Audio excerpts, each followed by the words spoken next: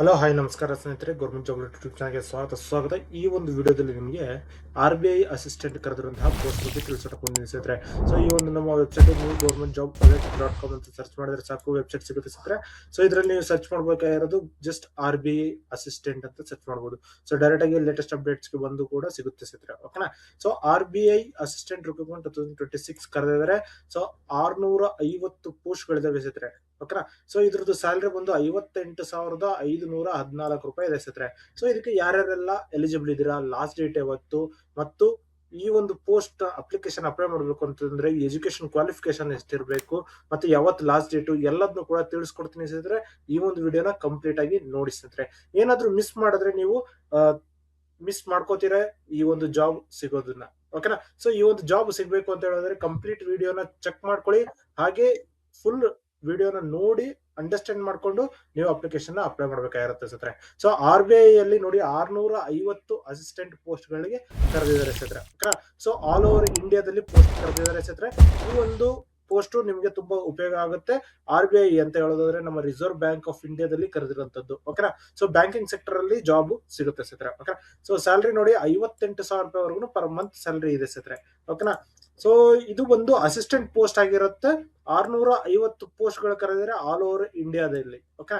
So ನೋಡಿ, last date ಬಂದು 8 March 2026 ಆಗಿರುತ್ತೆ ಸ್ನೇಹಿತರೆ. 8 ಮಾರ್ಚ್ 2026. ಮತ್ತು ಇದ್ರದ್ದು ಪ್ರಿಲಿಮಿನರಿ ಎಕ್ಸಾಮ್ ಮತ್ತೆ ಮೇನ್ ಎಕ್ಸಾಮ್ 2 ಎಕ್ಸಾಮ್ಸ್ ಇರುತ್ತೆ. ಸೊ ಫಸ್ಟ್ ಬಂದು ಪ್ರಿಲಿಮಿನರಿ ಎಕ್ಸಾಮ್ 11 ಏಪ್ರಿಲ್ 2026 ಇರುತ್ತೆ. ಅದಂತರ ಮೇನ್ ಎಕ್ಸಾಮ್ 7 ಜೂನ್ 2026 ಇರುತ್ತೆ ಸ್ನೇಹಿತರೆ. ಓಕೆನಾ. ಸೊ ಯಾರೆಲ್ಲ ಅಪ್ಲಿಕೇಶನ್ ಅಪ್ಲೈ ಮಾಡ್ತಾ ಇದ್ರೆ ಆದಷ್ಟು ಬೇಗ ಅಪ್ಲಿಕೇಶನ್ ಅಪ್ಲೈ ಮಾಡ್ಕೊಳ್ಳಿ. ಹಾಗೆ ಓದೋದಕ್ಕೆ ಸ್ಟಾರ್ಟ್ ಮಾಡ್ಕೊಳ್ಳಿ ಸ್ನೇಹಿತರೆ. ಸೊ ಓದೋದನ್ನ ಸ್ಟಾರ್ಟ್ ಮಾಡ್ಕೊಂಡು ನೀವು ಯಾವುದೇ ರೀತಿಯ ಮಿಸ್ ಮಾಡ್ಕೊಳ್ಳೋದಿಲ್ಲ ಅವಾಗ. ಓಕೆನಾ. ಸೊ ನೋಡಿ, ಜನರಲ್, OBC ಮತ್ತೆ ಎಕನಾಮಿಕ್ ವೀಕರ್ ಸೆಕ್ಷನ್ ಕ್ಯಾಂಡಿಡೇಟ್ಸ್ ಗೆ 450 ರೂಪಾಯಿ ಪ್ಲಸ್ GST ಇದೆ ಸ್ನೇಹಿತರೆ. ಓಕೆನಾ. So SC ST PWD XRS ಗೆ 50 ರೂಪಾಯಿ ಪ್ಲಸ್ GST ಇದೆ ಸ್ನೇಹಿತರೆ. ಓಕೆನಾ.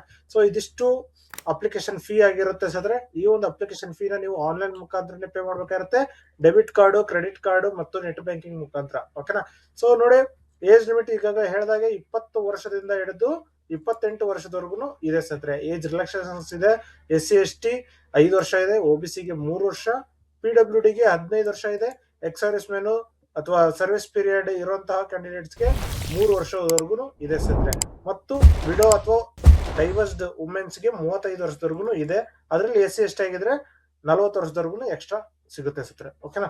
ಸೊ ಕ್ಯಾಂಡಿಡೇಟ್ಸ್ ಅಪ್ಲಿಕೇಶನ್ ಅಪ್ಲೈ ಮಾಡೋದಕ್ಕಿಂತ ಮುಂಚೆ ಫಸ್ಟ್ ನಿಮ್ಮ ಎಲಿಜಿಬಿಲಿಟಿನ ಚೆಕ್ ಮಾಡ್ಕೊಂಡು ಅಪ್ಲಿಕೇಶನ್ ಅಪ್ಲೈ ಮಾಡ್ಕೊಳ್ಳಿ ಸ್ನೇಹಿತರೆ. ಸೊ ಏನೇನು ಎಜುಕೇಶನ್ ಕ್ವಾಲಿಫಿಕೇಶನ್ ಬೇಕು ಅಂತ ಹೇಳಿದ್ರೆ ಫಸ್ಟ್ ಮೇನ್ ಆಗಿ ಬ್ಯಾಚುಲರ್ಸ್ ಡಿಗ್ರಿ ಬೇಕಾಗಿರುತ್ತೆ ಸ್ನೇಹಿತರೆ. ಅದ್ರ ಜೊತೆಗೆ ನಿಮ್ಗೆ ಬೇಸಿಕ್ ಕಂಪ್ಯೂಟರ್ ನಾಲೆಜ್ ಗೊತ್ತಿರಬೇಕಾಗಿರುತ್ತೆ. ಓಕೆನಾ. ಸೊ ಮೈಕ್ರೋಸಾಫ್ಟ್ ವರ್ಡ್ ಏನಿದೆ ಅದ್ರದ್ದು ಟೈಪಿಂಗ್ ನಿಮಗೆ ಗೊತ್ತಿರಬೇಕಾಗಿರುತ್ತೆ.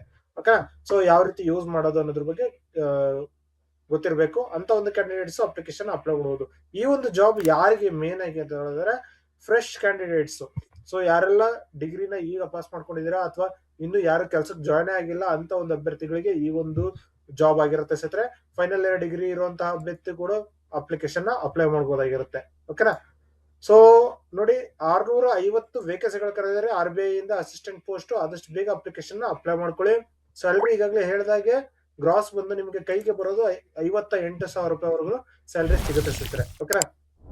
ಸೊ ಅದರ ಜೊತೆಗೆ DA, HRA, medical benefits, leave, travel allowance, low interest loans, pension and retirement benefits ಕೂಡ ಸಿಗುತ್ತೆ ಸ್ನೇಹಿತರೆ. ಓಕೆನಾ.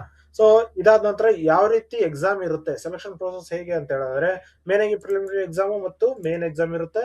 ಇದಾದ ನಂತರ ಲ್ಯಾಂಗ್ವೇಜ್ ಪ್ರೊಫಿಷಿಯನ್ಸಿ ಟೆಸ್ಟ್ ಇರುತ್ತೆ ಸ್ನೇಹಿತರೆ. ಸೊ ಪ್ರಿಲಿಮಿನರಿ ಎಕ್ಸಾಮ್ ಅಂತ ಹೇಳೋದಾದ್ರೆ ಆಬ್ಜೆಕ್ಟಿವ್ 100 ಮಾರ್ಕ್ಸ್ ಇರುತ್ತೆ, 60 ನಿಮಿಷ ಇರುತ್ತೆ ಸ್ನೇಹಿತರೆ. ಮೇನ್ ಎಕ್ಸಾಮ್ ಅಲ್ಲಿ ಕೂಡ ಅಬ್ಜೆಕ್ಟಿವ್ ಕ್ವಶನ್ಸ್ ಇರುತ್ತೆ, 200 ಮಾರ್ಕ್ಸ್ ಗೆ 135 ನಿಮಿಷ ಇರುತ್ತೆ ಸ್ನೇಹಿತರೆ. ಓಕೆನಾ. ಸೊ ಲ್ಯಾಂಗ್ವೇಜ್ ಪ್ರೊಫಿಷಿಯನ್ಸಿ ಟೆಸ್ಟ್ ಅಂತ ಹೇಳಿದ್ರೆ ಲ್ಯಾಂಗ್ವೇಜ್, ಲೋಕಲ್ ಲ್ಯಾಂಗ್ವೇಜ್ ಗೊತ್ತಿರಬೇಕಾಗಿರುತ್ತೆ ಸ್ನೇಹಿತರೆ. ಸೊ ಯಾರೆಲ್ಲ ಕ್ಯಾಂಡಿಡೇಟ್ಸ್ ಇವಾಗ ಫಾರ್ ಎಕ್ಸಾಂಪಲ್ ನಮ್ಮ ಕರ್ನಾಟಕದಲ್ಲಿ ಹುಟ್ಟಿ ಬೆಳೆದು ಸೊ CBSE ಮಾಡಿರುವಂತಹ ಕ್ಯಾಂಡಿಡೇಟ್ಸ್ ಗೆ ಕನ್ನಡ ಸಬ್ಜೆಕ್ಟ್ ಇರೋದಿಲ್ಲ.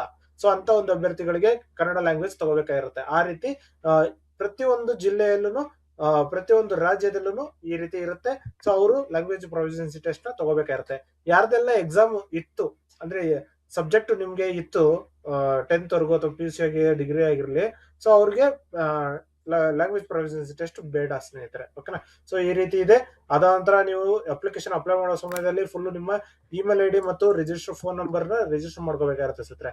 ಅದಾದ ನಂತರ ಫಿಲ್ ಅಪ್ ಯುವರ್ ಡಾಕ್ಯುಮೆಂಟ್ಸ್ ಮತ್ತು ಡೀಟೇಲ್ಸ್ ನ ನೀವು ಫಿಲ್ ಅಪ್ ಮಾಡ್ಬೇಕಾಗಿರುತ್ತೆ ಸ್ನೇಹಿತರೆ. ಓಕೆನಾ.